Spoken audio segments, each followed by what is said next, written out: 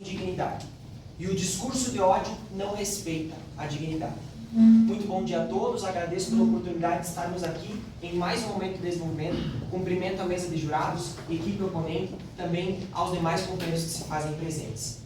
Quero lhes apresentar, conforme o regulamento dos debates, a minha equipe, Gabriel Agostini, que é o nosso primeiro orador, Camila Anzolini Lopes, nossa segunda oradora, e eu como capitão, e nós demonstraremos aos senhores o porquê a liberdade de expressão deve ser limitada para evitar o discurso de ódio. E como um dos primeiros elementos da nossa conversa, nós precisamos destacar o que é discurso de ódio e que tipo de argumentos utilizaríamos. Por exemplo, nós organizamos a nossa defesa argumentando, exemplificando e contrapondo. Agora quero lhes explicar de fato o que é o discurso de ódio, que é o critério utilizado pela ONU, a Organização das Nações Unidas, que é seguida pela JCI, onde o discurso de ódio é aquele que fere a dignidade e promove a violência ou incitação à discriminação por conta de raça, de gênero, de nacionalidade, de religião, entre outros. E com base nesse argumento, nesse critério de discurso de ódio, nessa fundamentação, é que nós debateremos e lhes apresentaremos as razões para que a limitação e não o cerceamento da liberdade de expressão é uma possibilidade de organização, de melhoria. É muito importante destacar que discurso de ódio é diferente de opinião. Discurso de ódio é diferente de crítica. Discurso de ódio é diferente de protesto. E nenhum tipo de discussão que tenha como base tolher liberdade, no sentido de tolher o discurso, de tolher a defesa, a crítica, tem relação com o discurso de ódio. O discurso de ódio é muito diferente disso.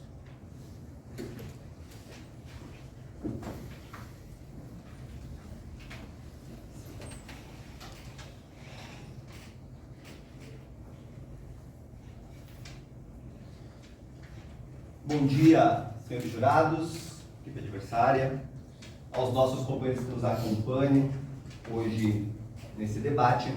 Meu nome é Fred Júnior, estou aqui juntamente com o companheiro Thiago e William, e nós somos contra a ideia de que a liberdade de expressão deve ser limitada para que isso evite o discurso de ódio.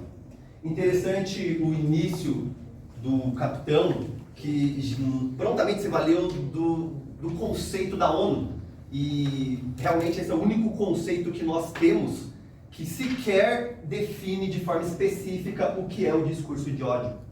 Não existe hoje uma definição clara em qualquer país, e é importante dizer que a ONU não tem poder legal sobre o Brasil, é apenas um fórum de debate, e portanto o que nós temos visto hoje, que a pretexto do discurso de ódio, nós brasileiros temos enfrentado duras censuras.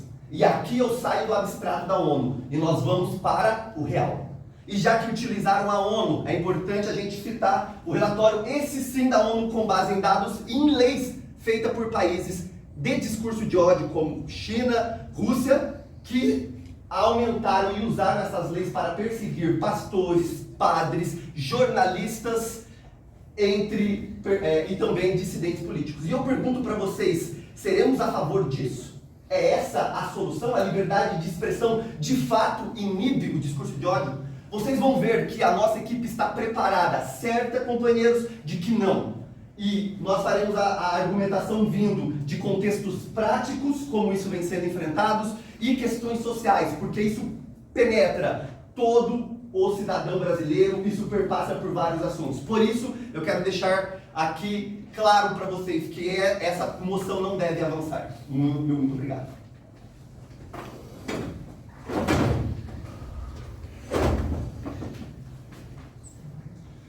Boa noite, companheiros, boa noite, jurados. Vamos lá. Discursos de ódio são a semente para a violência real do dia a dia. Companheiro, você falou que a ONU ela não traz nada concreto, que é uma opinião. Mas a gente sabe que não é bem assim, a gente consegue diferenciar o que é certo e o que é errado. E o discurso da ONU ela deixa claro que o discurso de ódio ele é uma forma verbal de incitação à violência. Isso para mim é claro. Se isso não é claro para ti, eu sugiro você tomar cuidado, porque as suas ações podem refletir a crimes. e a gente sabe que é exatamente um crime, às vezes sem saber do Código Penal.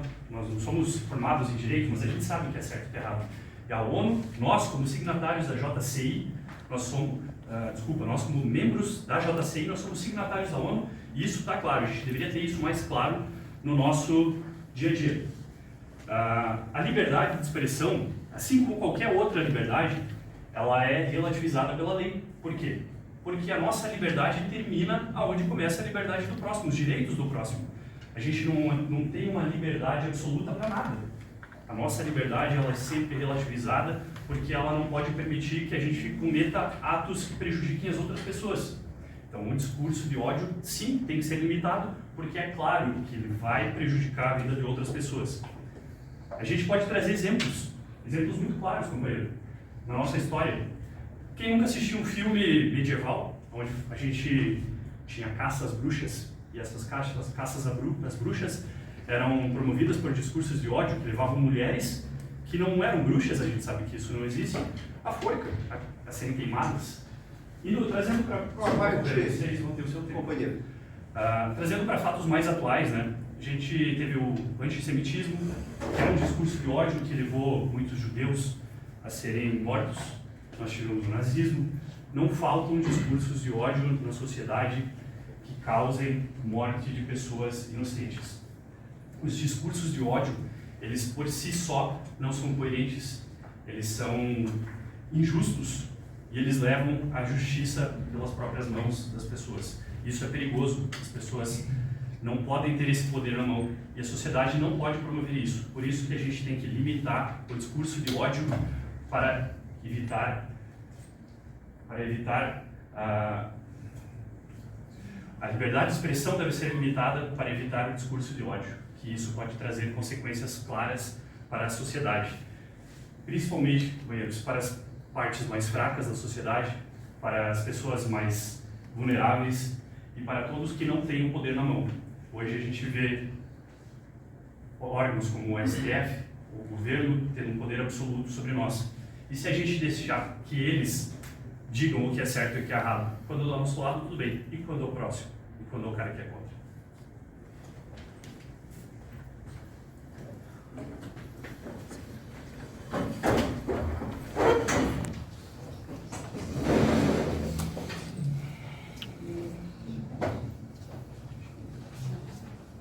Bom dia aos jurados, ao público, à equipe adversária e aos meus companheiros. Gostaria primeiro de introduzir que liberdade de expressão é o espaço de debate, sem necessidade de lei.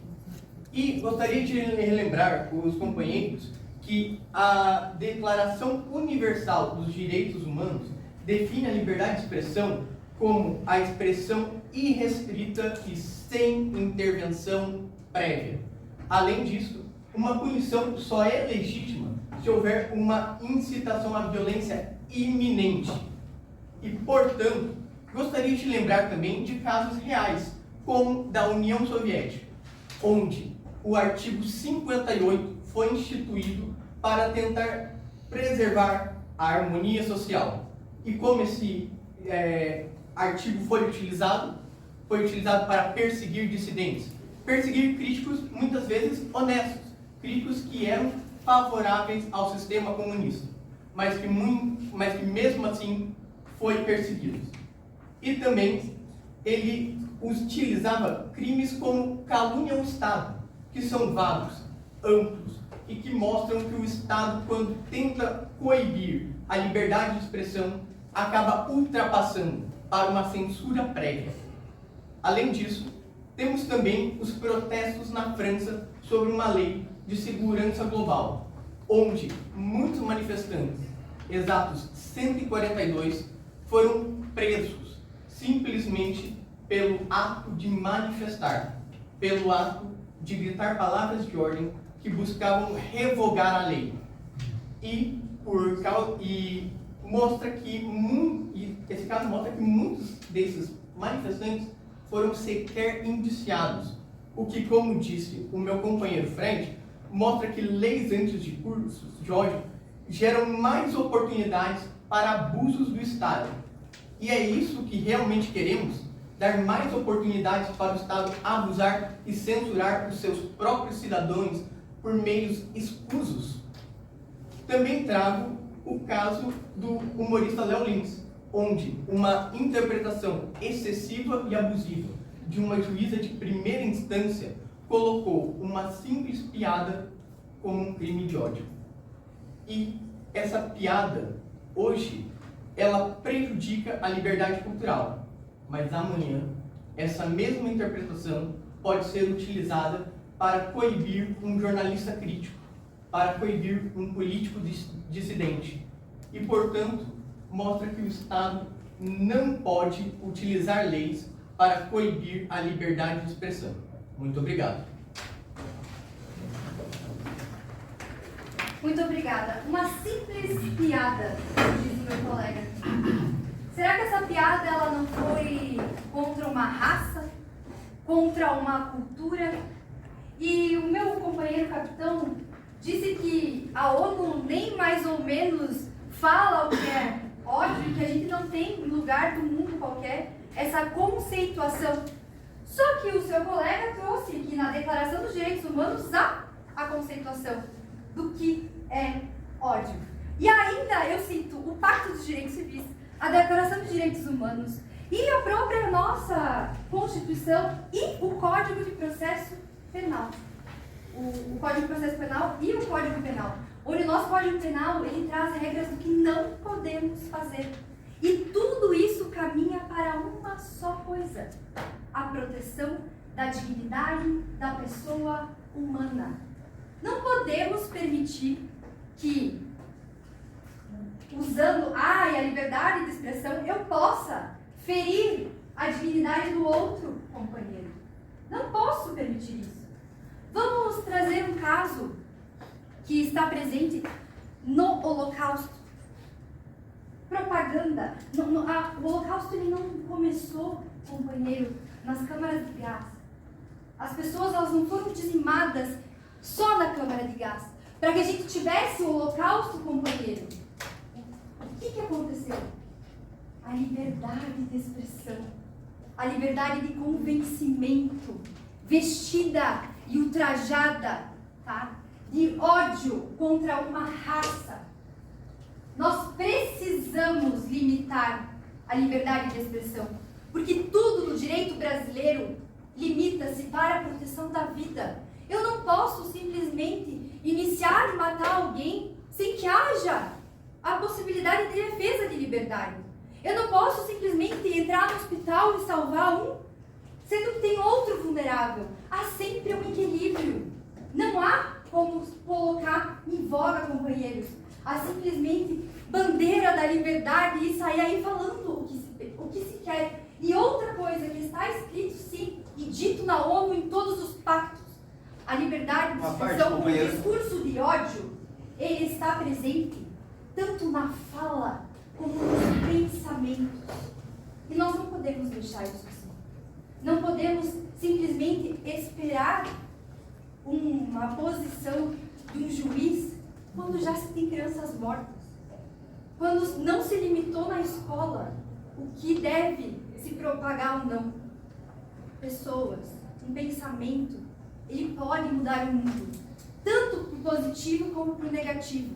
Cabe a nós delimitarmos a liberdade de expressão para, sim, garantir a dignidade da pessoa humana.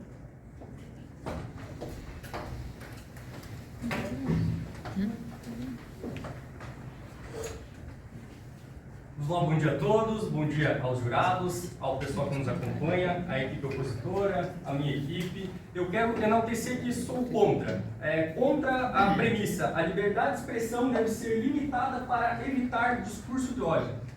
Vejamos, eu discordo com tudo que vocês falaram, mas eu vou até a morte para defender o direito de vocês dizerem isso. Essa é uma frase de Evelyn Beatriz Hall. Nós não podemos limitar a liberdade de expressão com a premissa de que podem haver discursos de ódio. Claro, podem haver discursos de ódio. E como advogado que sou, sei que a nossa legislação traz vários argumentos e limitações que a pessoa será punida posteriormente, não na hora da liberdade de expressão. Ela tem o direito de falar, pior atrocidade que for, desde que ela pode ser punida posteriormente. Você já imaginou você pegar um indivíduo que tem um pensamento totalmente deturpado e cortar a língua dele? O que vai acontecer? Esse indivíduo não vai falar, mas os pensamentos dele continuam. Nós precisamos ter a nossa liberdade. Rússia e China, elas utilizam a repressão em nome da harmonia social, ceifando, tolhendo a liberdade de expressão, porque quem define o que é discurso de ódio?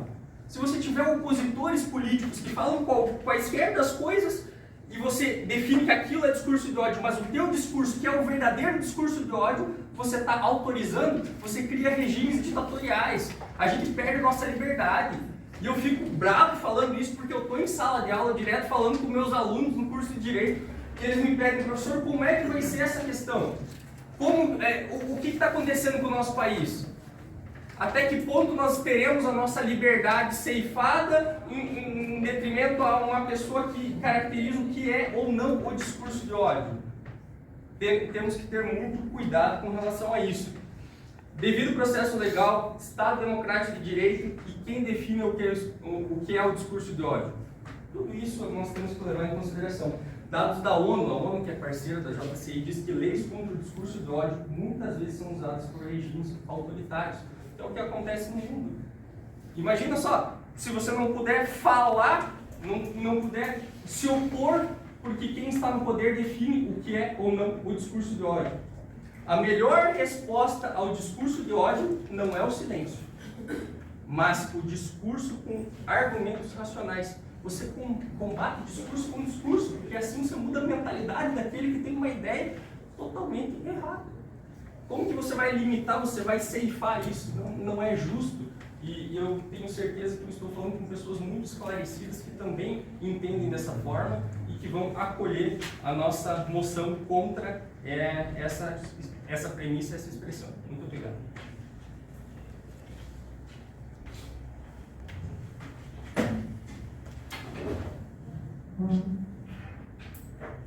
Quer fazer uso do tempo regimental de 1 minuto?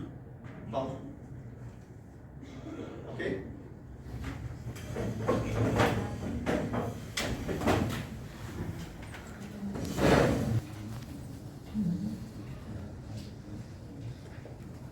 Companheiros e jurados, ao meu ver, esse debate ele acabou sendo até um caso concreto de como a liberdade de expressão ela é importante.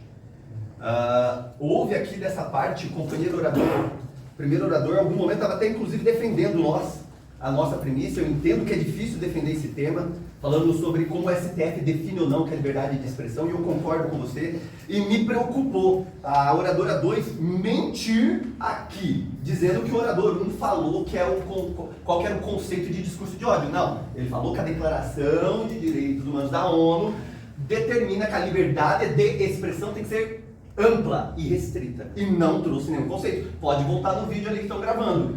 Mas, apesar dela ter mentido, eu de forma alguma vou dizer que isso deve ser proibido, que isso é um discurso de ódio. Você chegou a dizer que devemos censurar pensamentos. Isso, para mim, é radical. Mas eu não vou dizer que você é uma pessoa, né, que deve receber alguma punição por isso. Eles não trouxeram leis. Eu vou dizer a lei do Brasil. Já que não trouxeram leis, ficaram lá no conceito vago da ONU, que sequer tem força jurídica. A Constituição brasileira, e advogado que sou, sei bem da importância desse. Artigo 5º, inciso 4, diz que é livre a liberdade de pensamento e de expressão, vedada apenas o anonimato. Sabe o que significa? Não dá para ficar fazendo lá um perfilzinho fake detonando os outros, mas a liberdade é ampla. Mas o artigo 220 vai dizer que não deve sofrer qualquer tipo de restrição, imprensa, vídeo, tirando simplesmente o artigo 5º, que é o anonimato. Veja, não tem.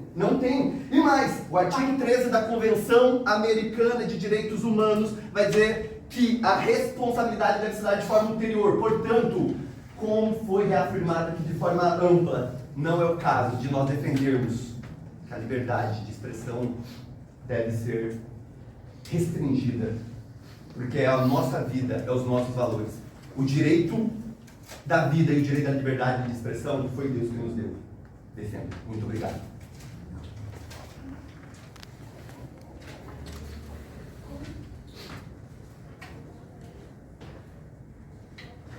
Companheiros, eu vou utilizar o papel não por falta de preparo na nossa equipe, mas como capitão, um dos meus objetivos é refutar os argumentos da equipe oponente.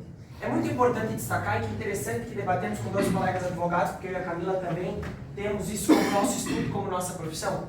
Mas o mais relevante de tudo isso é nós estruturarmos como nós organizamos a nossa discussão. Nós apresentamos argumentos, nós apresentamos exemplos e nós contrapusemos os argumentos da equipe adversária de forma sempre respeitosa, sem pessoalidade. Mas mais do que isso, é muito importante demonstrar que sim, nós citamos leis diferentes do que o companheiro falou. Inclusive porque a liberdade de expressão ela deve ser limitada e não cerceada para evitar os discursos de ódio, estritamente. Os discursos de ódio. E nós já qualificamos muito bem o que são os discursos de ódio, que são aqueles que ferem raças, etnias, nacionalidades, religiões. Sabe quando que não é discurso de ódio, companheiro? Quando eu chegar para essa moça aqui, e tomara que não seja o caso que ela tenha filhos, mas eu dizer assim, a sua filha, eu estou falando, a sua filha novinha já é bonitinha, o que eu fico pensando na sua filha quando eu faço amor na minha casa, que foi o que foi dito, será que isso é bonito? Será que é bonito eu deixar que adolescentes conversem em fóruns da internet a orquestrar crimes? A ataques em escolas como aconteceram recentemente? Essa é a liberdade de expressão que só deve ser combatida depois, ulterior? Não. Liberdade de expressão deve ser limitada em pequenos pontos para combater o discurso de ódio. Porque com o discurso de ódio não há democracia. Democracia é importante. E a falta da dignidade fere a democracia. A falta da democracia fere a dignidade. O discurso de ódio não tem compromisso com a verdade, não tem compromisso com a democracia. E é por isso que nós acreditamos que sim, para a democracia devemos limitar a liberdade de expressão em alguns pontos, justamente para evitar o discurso de ódio. Muito obrigado.